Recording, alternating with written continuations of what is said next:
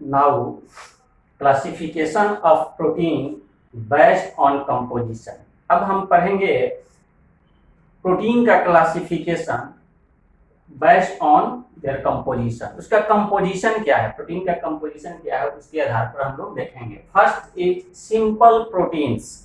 पहला जो इसमें आता है वो है सिंपल प्रोटीन्स। और सिंपल प्रोटीन्स के बारे में बोला जाता है कि simple proteins are consist of pure proteins. ये क्या होता है, ये प्योर प्रोटीन्स इसको बोल सकते हैं, या consist of pure proteins and don't contain any non protein part. इसमें कोई दूसरा प्रोटीन का पार्ट नहीं होता है, ये प्योर प्रोटीन्स होता है। इसका एग्जाम्पल है एल्ब्यूमिन, पहला एग्जाम्पल होगा एल्ब्यूमिन, दूसरा है ग्लोब्यूलिन और तीसरा जो है ये है कोलेजन। तो ये एल्ब्यूमिन प्रोटीन जो होता है ये इसको बोला जाता है, ये हीट सेंसिटिव भी होता है, यानी अगर ज्यादा हीट होगा तो ये एल्ब्यूमिन प्रोटीन जो होता है, आगे हम लोग देखेंगे पढ़ेंगे भी डीनेचुरेशन ऑफ प्रोटीन, वहां पे हम इसकी चर्चा भी करेंगे, डिस्कशन इसका हम लोग करेंगे। तो ये एल्ब्यूमिन जो होता है ये एक्चुअली प्लाज्मा प्रोटीन होता है, प्लाज्मा प्रोटीन इसको बोलते हैं प्लाज्मा प्रोटीन। प्लाज्मा का मतलब क्या होता है कि एक्चुअली प्लाज्मा जो है ब्लड का पार्ट होता है। तो ब्लड के बारे में अगर हम लोग देखते हैं पढ़ते हैं तो ब्लड को बोला जाता है फ्लूइड कनेक्टिव टिश्यू। ये सब चैप्टर आगे आएगा, हम पढ़ेंगे भी।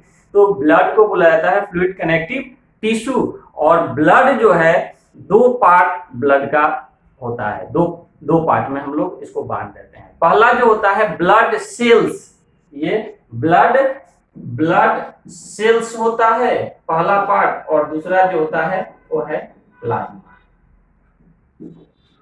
ब्लड सेल्स और प्लाज्मा। तो ब्लड सेल्स जो होता है ब्लड में वो होता है WBC, RBC and platelets. It means ये हम बोलेंगे कि blood contains the 3 cells, RBC, WBC और प्लेटलेट्स। इसके अलावा जो ये प्लाज्मा जो होता है ये वाटरी पार्ट होता है, watery part of blood. Blood का जो वाटरी पार्ट होगा वो प्लाज्मा होगा। अब जब ब्लड को हम सेंट्रीफ्यूज कर देते हैं, जब सेंट्रीफ्यूज करेंगे तो सेंट्रीफ्यूज एक मशीन होता है, इंस्ट्रूमेंट है, उससे हम लोग ब्लड को सेंट्रीफ्यूज करते हैं। तो ब्लड सेल्स नीचे जो होता है वो आकर सेडिमेंट हो जाता है, RBC, WBC, प्लेटलेट्स। और प्लाज्मा जो होगा वो क्या रहता है, ऊपर में वाटरी पार्ट होता है।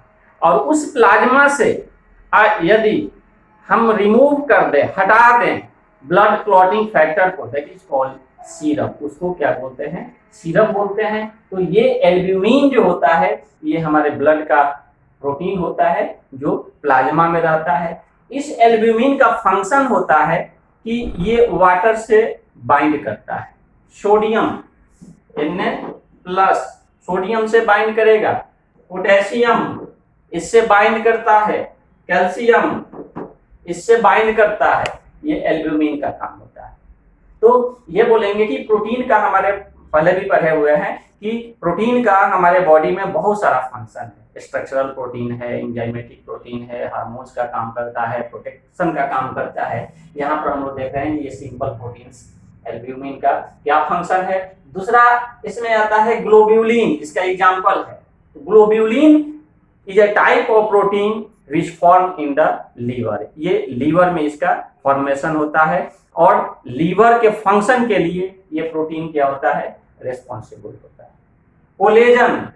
कोलेजन जो होता है ये क्या होता है, बोन में होता है, टेंडन में होता है, लिगामेंट में होता है। It is a type of protein which comes in simple proteins, ये सिंपल प्रोटीन्स में आता है।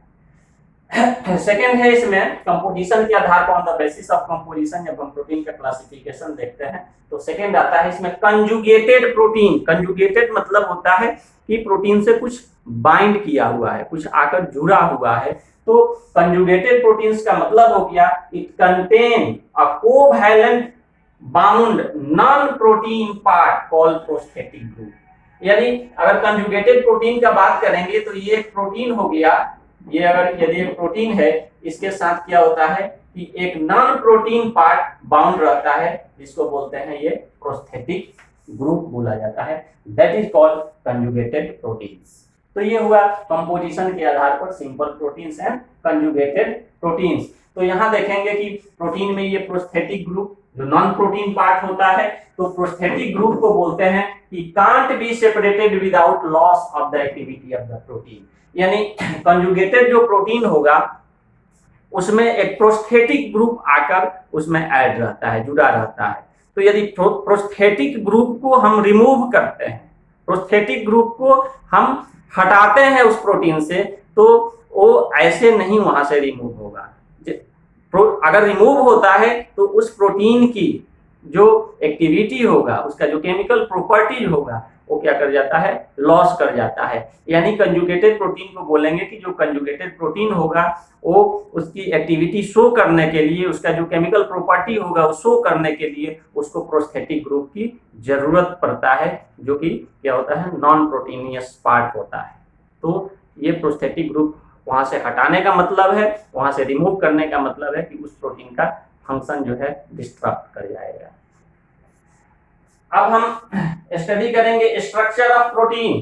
प्रोटीन का जब स्ट्रक्चर का हम स्टडी करेंगे तो कहा जाता है कि there are 4 types of structure of protein. Protein का स्ट्रक्चर जो होता है वह 4 तरह से होता है। पहला को बोला जाता है प्राइमरी स्ट्रक्चर, दूसरा जो होता है सेकेंडरी स्ट्रक्चर, तीसरा जो होता है ये थर्ड जो है टर्शियरी स्ट्रक्चर, और स्ट्रक्चर 4 जो स्ट्रक्चर होता है वो क्वाटरनरी स्ट्रक्चर बोला जाता है। यानी होल प्रोटीन की बात करेंगे, होल प्रोटियोमिक्स में जो प्रोटीन का हम स्टडी करते हैं या गैलेक्सी ऑफ प्रोटीन की बात करेंगे, तो उसको हम 4 ग्रुप्स में बांट देते हैं। यानी चार स्ट्रक्चर के आधार पर, प्राइमरी स्ट्रक्चर, सेकेंडरी, टर्शियरी और क्वाटरनरी स्ट्रक्चर।